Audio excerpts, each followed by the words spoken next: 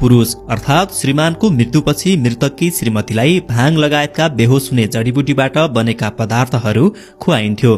बेहोस पारिएकी श्रीमतीलाई मृतक श्रीमानको लाससँगै चितामा सुताइन्थ्यो। मलामीहरू हातमा बलिया लाठा बोकेर तैनात रहन्थे। पण्डित अर्थात पुरोहितहरू धार्मिक विधि वाचन गर्न खडा रहन्थे। चितामा आगो बल्न थालेपछि जीवित रहेकी महिला भाङको नशाबाट बिउजिएर कराउन थाल्थिन्। चिच्याउँदै सहयोगका लागि गुहार माग्थिन्, तर नारीको त्यो चिच्याहाट र आक्रोश अरू मानिसहरूले नसुनुन् भन्नका लागि बाजाहरू बजाइन्थे। दमाहा, शंख र घण्ट ठूलो आवाजका साथ बजाइन्थे। सतीको चित्कार सुने श्राप लाग्छ भन्ने मान्यता थियो। मृतक श्रीमानसँग बाँधेको डोरी जब आगोले डढाएर टुटाउँथ्यो तब नारी आगोको ज्वालाको ताप खप्न नसकेर छटपटाउँदै हाम फाल्ने असफल प्रयास गर्थे। तर वरिपरि बलिया लाठाहरू बोकेर तैनात रहेका मलामीहरू पण्डितको आदेशसँगै नारीलाई चिताबाट उठ्न नसक्ने गरी ती लाठाले जोडले प्रहार गर्थे। चिताबाट उम्केर भागिहालेको खण्डमा लखेट्दै ढुङ्गा र लाठाले हानेर मारिन्थ्यो। असहाय महिलामाथि अनेकन शब्द बोल्ने गर्थे। आगोको ज्वाला र लाठाको प्रहारबाट थिलथिलो बनेकी नारीलाई क्रमशः आगोले भस्म पार्दै लैजान्थ्यो। जीवित र निर्दोष नारीको शरीर सती प्रथाका नाममा क्षणभरमा खरानीमा परिणत हुन्थ्यो। कतिपय स्थानमा ठूला काठका मुढाहरूमा फलामको साङ्लोले महिलालाई बाँधेर चिता बनाएर आगोमा जलाउने गरिन्थ्यो। ती नारीले जतिसुकै प्रयास गरे पनि त्यो फलामको साङ्लो चुडाएर उम्कने सम्भावना हुँदैनथ्यो। एकभन्दा बढी श्रीमती हुने सबैलाई जिउँदै जलाइन्थ्यो। यदि श्रीमानको मृत्यु हुँदा श्रीमती गर्भवती छ भने बच्चा जन्मेपछि सती पठाउने भन्दै मृतक श्रीमानको कुनै कपडा राखेर त्योसँग बच्चा जन्माइसकेपछि जीवितै जलाइन्थ्यो। श्रीमती घर बाहिर टाढा भए पनि त्यही ल्याएर वा केही दिनपछि भए पनि सती पठाउने नाममा जीवितै जलाइन्थ्यो। सामन्त, शासक, राजा, महाराजाहरूका श्रीमतीका अलावा निजी सेविका, कमारीहरू तथा दासीहरू समेतलाई सती पठाउने नाममा जीवितै जलाइन्थ्यो। सती जानु अर्थात मृतक श्रीमानसँग जीवितै चितामा जल्नुलाई सती धर्म भन्दै पण्डित र पुरोहितहरू यसको महिमा गाउने गर्थे। सती जलाएको देखेमा शुभ हुने अन्धविश्वासका कारण नारी चित्कार र छटपटीको करुण दृश्य हेर्न घाटहरूमा मानिसको भीड़ लाग्ने गर्थ्यो। दर्शकवृन्द, समाजमा यस किसिमको डरलाग्दो सती प्रथा कहिलेदेखि चल्यो भनेर निश्चित भन्न भने सकिँदैन। हिन्दू धर्मका अति प्राचीन ग्रन्थहरूमा सती प्रथाको वर्णन पाइँदैन, तर यदाकदा चर्चा भने पाइन्छ। तर त्यसबेला सती जान बाध्यात्मक भने थिएन। प्राचीन हिन्दू समाजमा पतिव्रता धर्म व्यापक रूपमा रहेको पाइन्छ।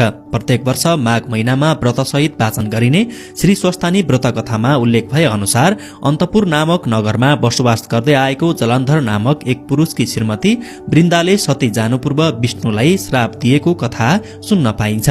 विष्णुले षड्यन्त्रपूर्वक जलन्धरको हत्या गरेकोले वृन्दाले उक्त श्राप दिएकी थिइन्। हिन्दू समाजमा मृतक श्रीमानको शवसँगै श्रीमतीलाई जलाउने प्रथा धेरै पछि मात्र फैलिएको बताइन्छ। भारतवर्षमा ईस्वीको तेस्रो शताब्दीमा समाजमा सती प्रथा सुरुवात भइसकेको अनुमान गरिएको छ। नेपालमा भने चौथो शताब्दी अर्थात लिच्छवी कालबाट सती प्रथाको सुरुवात भएको पाइन्छ। नेपालमा सती प्रथाका केही उदाहरण। 5औं शताब्दीका लिच्छवी राजा मानदेवकी आमा राज्यवतीलाई छोरा मानदेवले सती जान नदिएको प्रसंग इतिहासमा पाइन्छ। यस तथ्यबाट लिच्छवी कालमा सती प्रथा समाजमा व्याप्त रहेको पाउन सकिन्छ। त्यस यता नारीलाई जबरजस्ती सती पठाइएको दृष्टान्त इतिहासमा प्रशस्तै पाइन्छ। राजा प्रताप सिंह शाहको विक्रम सम्वत 1834 मा मृत्यु भएपछि उनकी महारानी राजेन्द्र लक्ष्मीलाई सती पठाउने र नपठाउने पक्षबीच भारदारहरू विभाजित थिए। अन्त्यमा गोर्खाली भारदार र काजीहरूको जोडमा राजेन्द्र लक्ष्मीलाई सती नपठाई उनकी ल्याइते अर्थात विधि विधान पूरा नगरी भित्र्याएकी मैजुरानीलाई छोरा शेरबहादुर शाहको जन्मपछि प्रताप सिंह शाहको जुत्ता साथमा राखी जीवितै जलाइएको थियो। त्यस प्रकरणमा दरबार भित्रको आपसी शक्ति संघर्षका कारण राजाको मृत्युको धेरै दिनपछि सती पठाइएको थियो।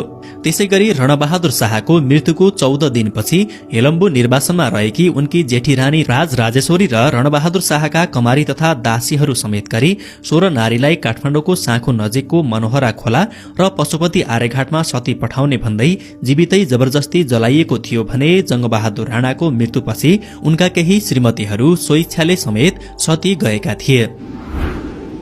किन भनियो सतीले सरापेको देश? इतिहासकार बालचन्द्र शर्माका अनुसार भीम मल्ल राजा लक्ष्मी नरसिंह मल्लका छोरीका पतिका सम्धी थिए।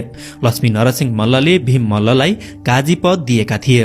काजी भीम मल्लको घर काठमाडौँको तत्कालीन राजदरबार रहेको स्थान हनुमान ढोका नजिकको ढोका टोलमा रहेको थियो। भीम मल्लले कान्तिपुर राज्य र भोट बीचको व्यापार तथा सुसम्बन्धलाई बढाएका थिए। भीम मल्लकै प्रयासमा भोटको कुत्ती नामक स्थान कान्तिपुरको अधीन भएको थियो। भीम मल्ल कान्तिपुरको राज्य विस्तार गरी सिंहो उपत्यकामा लक्ष्मी नरसिंह मल्लको राज भएको देख्न चाहन्थे।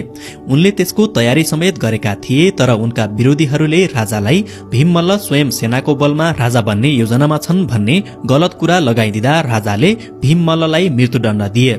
उनकी श्रीमतीले श्राप दिएर सती गइन्। भीम मल्ल निर्दोष थिए भन्ने सत्य पछि मात्रै थाहा भयो। त्यसपछि राजाले पश्चाताप गरे र यही पीरकै कारण राजा पागल समेत भए। राजा पागल भइसकेपछि राजकाज उनका छोरा युवराज प्रताप मल्लले सम्हाल्न थाले। पागल अवस्थामै 16 वर्ष जिएर राजा लक्ष्मी नरसिंह मल्लको विक्रम सम्वत 1714 मा मृत्यु भयो। काजी भीम मल्लकी पत्नी भुवन लक्ष्मीले पतिको शवसँग चितामा जल्नु अघि देशको भलाइ गर्न चाहने कुनै पनि व्यक्तिको यस देशमा कहिले पनि राम्रो नहोस् भनेर श्राप दिएकी थिइन्। त्यसपछि नै नेपाललाई सतीले श्रापेको देश भन्न थालियो। त्यसपछिका देशको भलाइ गर्न चाहने राजा, नेता तथा नायकहरूको अकालमै मृत्यु हुने गरेको बताइन्छ। आजभोलि पनि देशमा नराम्रा व्यक्तिहरूको हालिमुहाली चल्दा बेला बखत सुन्ने गरिन्छ, सतीले श्रापेको देश हो, यहाँ जे पनि हुन्छ। सती प्रथाको अन्त्य। इतिहास पल्टाएर हेर्ने हो भने जंगबहादुर राणा अघिका केही शासकहरूले पनि बेला बेलामा सती प्रथामाथि बन्देज लगाउने प्रयास गरेको पाइन्छ। कानूनी रूपमा विक्रम सम्वत 1910 मा जंगबहादुर राणा प्रधानमन्त्री तथा प्रधान सेनापति रहेका बेला मुलुकी ऐन तर्जुमा गरी सती प्रथामाथि बन्देज लगाउने प्रयास गरेर गौडा गौडामा रहेका क्षेत्रीय तथा इलाकाहरूमा तैनात प्रशासकहरूलाई 8 बुँदे निर्देशन पठाएका थिए। तर जंगबहादुर राणाको मृत्युपछि उनका केही श्रीमतीहरू भने स्वेच्छाले सती गएका थिए। त्यसपछि विक्रम सम्वत 1944 असार 14 गते श्री 3 वीर शमशेर जबराले देशका विभिन्न स्थानमा तैनात गढी गौडाका हाकिमहरूलाई सती पठाउनु पूर्व अनिवार्य रूपमा स्वीकृति लिनै पर्ने, पठाइदा नारीको स्वीकृति चाहिने, छोराछोरी हुर्केको हुनुपर्ने, गर्भवती हुन नहुने लगायतका कडा नियम तर्जुमा गरी कार्यान्वयन गर्न लिखित निर्देशन दिएका थिए। तर वीर शमशेरपछि विक्रम सम्वत 1977 मा श्री 3 चन्द्र शमशेरले सती प्रथालाई पूर्णतया प्रतिबन्ध लगाउन मुलुकी ऐनमा नै संशोधन गरेका थिए। अर्थात चन्द्र शमशेरकै पालामा नेपालमा कानूनी रूपमै सती प्रथाको अन्त्य भयो। दर्शकवृन्द, श्रीमानको मृत्यु हुँदा श्रीमती पनि सँगसँगै चितामा जल्नुपर्ने मानवीय संवेदनाहीन डरलाग्दो सती प्रथाको अन्ततः अन्त्य भयो। सती प्रथा अन्त्य भएको आज 100 वर्ष बढी पुगिसकेको छ। सती प्रथा अन्त्य भए पनि अझै पनि समाजमा महिलाप्रतिको दृष्टिकोण र महिलामाथि हुने विभिन्न किसिमका हिंसाहरूको अन्त्य भने हुन सकेको छैन। महिला पुरुषका लागि जन्मेका र पुरुषसँगै जलेर खरानी हुनुपर्ने प्राणी हो भन्ने सतीयुगको सोच अझै परिवर्तन हुन सकेको छैन। कानूनी व्यवस्थाले धेरै हदसम्म महिला हिंसा नियन्त्रण गरे पनि महिलामाथिको दृष्टिकोण परिवर्तन नभएसम्म महिला हिंसाको अन्त्यको कल्पना गर्न सकिँदैन। आजको श्रृंखला कस्तो लाग्यो? कृपया सुझाव, सल्लाह तथा प्रतिक्रिया दिन नभुल्नुहोला। भिडियोलाई लाइक, शेयर तथा च्यानललाई सब्स्क्राइब गर्न पनि नभुल्नुहोला। आगामी श्रृंखलामा नयाँ रोचक विषयवस्तुका साथ आउने नै छौं। आजलाई भने सम्पूर्ण अल नलेज टिम बिदा हुन्छ। नमस्कार।